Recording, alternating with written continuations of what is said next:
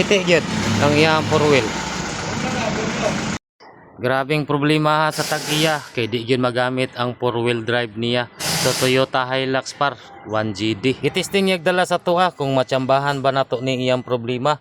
Kay gikan na ni sa laing shop pero wa gyud nadakban ang sakit niya. Sa kadugay minalmalay nila tanggal taod mauning nawiwi na gyud in taon ning iyang wheel cell sa hinungdan nga nabasa ang internal sa ato ang motor. Mao to ang ending giparisitahan siya og assembly. Kay perteng mahala lagi 34 mil ang kantidad aning panuhaka mauning gidala sa niya sa atoa. Di daw makaya perteng halanga sa bulsa. Tumoso niya ato ang tsamba-tsambahon og maulian pa ba? So sa ato ato asa siyang gamitan og step by step na proseso kay basig matsambahan pa perting dako og savings na tagiya. Napagana na nato iyahang motor pero wa gyud na silbi par kay napay laing problema. Kaso problemado mao nang naabot sa punto nga giapil na nato og bungkag ang iyahang transfer case par. Istingan na nato nga walay gear be. Oh. Tuyok. Yok hinunong siya kay naka-timing matong dire. Sige pula. Ikwan daw.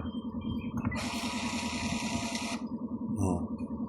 Ibalik daw buwan, Purhay. Ha? Ibalik daw Purhay. Kuray ka. Nag-iingan ako, mali siyang balik niya talaga. Ang baik mo. Wala si reverse. Pero nag-blink-blink lagi siya. Yan, wala man ibalik. Ay, kanusama ni masulbad ni. Uni gadag. Putig, tail putig yun yung basa ako. Ay, naglama ko. Masin sa ba? Sa timing. Mag-short circuit ka ba? Ay, sige be. Kanay uga na dyan eh, sure na eh. Kana, uga na Ah, di na ako ni tanggalon. Di na ako ni bungkagon. Kanina lang wala. Ang kaya na testiran na be. Iajud na log. Gila. Okay na dyan? Tikas na. Hindi, yorot dyan. Maro tituyok niya para mo shut off. Hindi.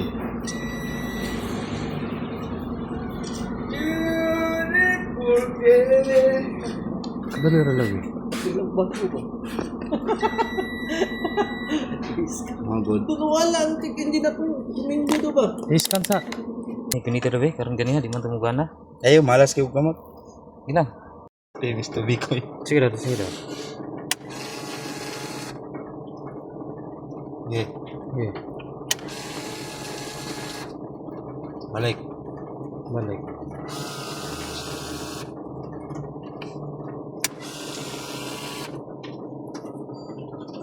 Final testing. Mga nakataod siyang shafting.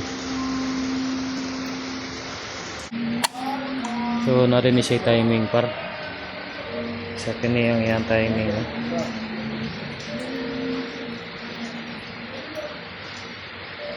So, pagkukab na to, ibalik siya sa timing. Okay na siya sa sulod. Pero karon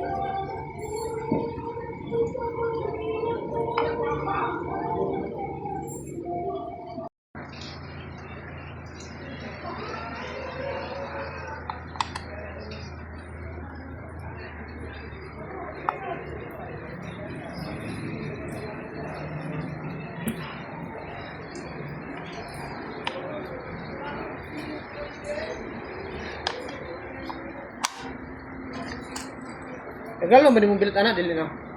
Kung i-check. dili na. Eh, tanawon sa nato. Check sa nato kung isdana na ba. Ay, parehas sa katanan ng sugod. Dili.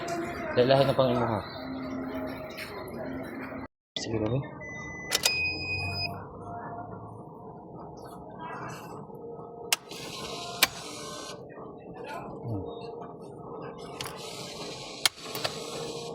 Bira na niya.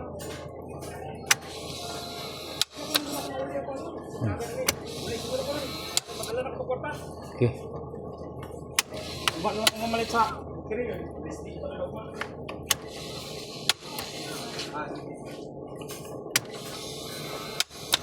Paul, Lah. Guys, nya na tora sa nato. kasi brada na Paul. Ito po.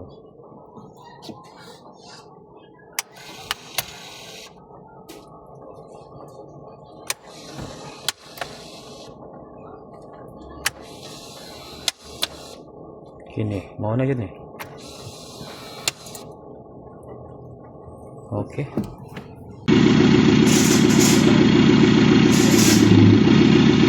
Okay, success. Gumana na bar.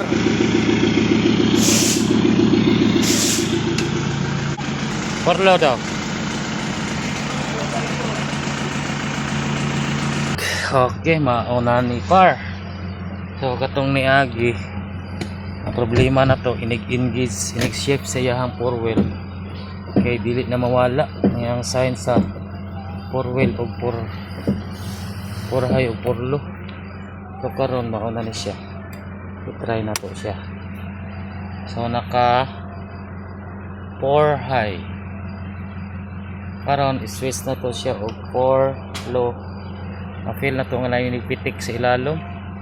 So pasabot ni engage siya. So ibalik na to siya sa 2 high, dapat mawala ng 2 ka warning. O nipitik na sad sa ilalom. Good. Testingan na to ni og for 2 high kung goodbye ba. Okay, kalam. So pag inana normal lang na siya. So atong ibalik og 4 high, 4 low. So ma-feel na to nga nipitik ng ilalom. So katuha gid na to ni nabungkag no. Kaya to ang ipangita ang trouble, kaduha na to gilimpyuhan tong iyang motor. So ang tagiya ray ani kay nangita na sa nanganbas na daan siya. So niabot og 34,000 ang assembly sa motor. So ang atoa ra siya madala og repair. So atoa ra. Okay.